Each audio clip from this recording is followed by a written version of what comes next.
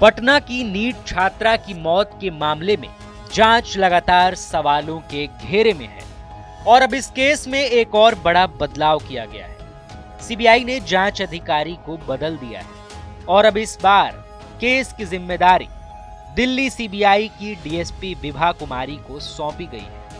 इससे पहले 12 फरवरी को जब सीबीआई ने केस अपने हाथ में लिया था, तब झारखंड सीबीआई के एसएसपी पवन कुमार श्रीवास्तव को जांच अधिकारी बनाया गया था। बताया गया कि वे केस को ठीक से संभाल नहीं सके। कोर्ट की ओर से बार बार फटकार लगाने के बाद उन्हें हटा दिया गया। इससे पहले 9 जनवरी को छात्रा के पिता की शिकायत पर केस दर्ज हुआ था।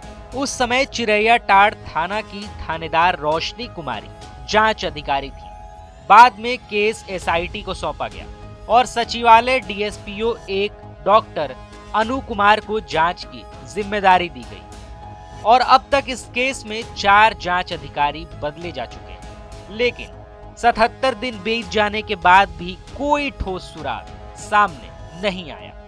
इधर पॉस्को कोर्ट ने सीबीआई से जांच की अपडेट रिपोर्ट मांगी। इस मामले में अगली सुनवाई 30 मार्च को होनी है। कोर्ट ने जांच की धीमी रफ्तार पर सख्त टिप्पणी की है और कहा है कि समय पर ठोस साक्ष्य पेश नहीं करना न्याय के साथ खिलवाड़ होगा।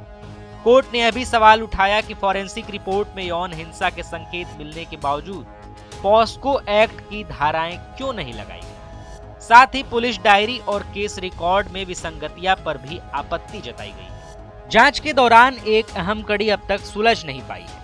एफएसएल जांच में छात्रा के कपड़ों पर मानव वीर्य मिलने की पुष्टि हुई थी, लेकिन यह पता नहीं चल सका कि वह किसका है। एसआईटी ने परिजनों समेत 25 लोगों के डीएनए सैंपल किए, लेकिन किसी से मेल नहीं मिला। जांच टीम लगातार परिजनों, हॉस्टल स्टाफ और डॉक्टरों के बयान लेने में ही उलझी रही। मामले में साक्ष्य जुटाने को लेकर भी गंभीर लापरवाही सामने आई। पोस्टमार्टम रिपोर्ट में छात्रा के शरीर पर खरोच के निशान होने की बात कही गई थी और दरिंदगी से इनकार नहीं किया गया था। इसके बाद पुलिस ने साक्ष्यों से छेड़छाड़ के आरोप में हॉस्टल मालिक मनीष कुमार रंजन को गिरफ्तार किया था और कोर्ट ने उनकी जमानत याचिका भी खारिज कर दी थी। वहीं साक्ष्य को सही तरीके से सुरक्षित नहीं रखने के आरोप में रोशनी कुमारी और कर्मदर्शक थाना के एसआई हेमंत झा को निलंबित किया गया। डॉक्टर की रिपोर्ट को लेकर भी सवाल उठे हैं। अस्पताल के डॉक्टर ने अपनी रिपोर्ट में छात्रा द्वारा नींद की गोलियों की ओवरडोज लेने की बात लिखी थी और पुलिस ने इसे सही मान लिया था। डॉक्टर ने पेट साफ करने की प्रक्रिया का जिक्र किया, लेकिन उससे जुड़े नमूनों को एफएसएल जांच के लिए नहीं भेजा गया। इसके आधार पर पुलिस ने शुरुआती तौर पर इसे आत्महत्या बताया। हालांकि बाद में पोस्टमार्टम और एफएसएल रिपोर्ट में यौन हिंसा के संकेत मिलने की बात सामने आई। यह भी बताया गया कि परिजनों की बिना अनुमति के प्रेगनेंसी टेस्ट किया गया, जो नेगेटिव आया।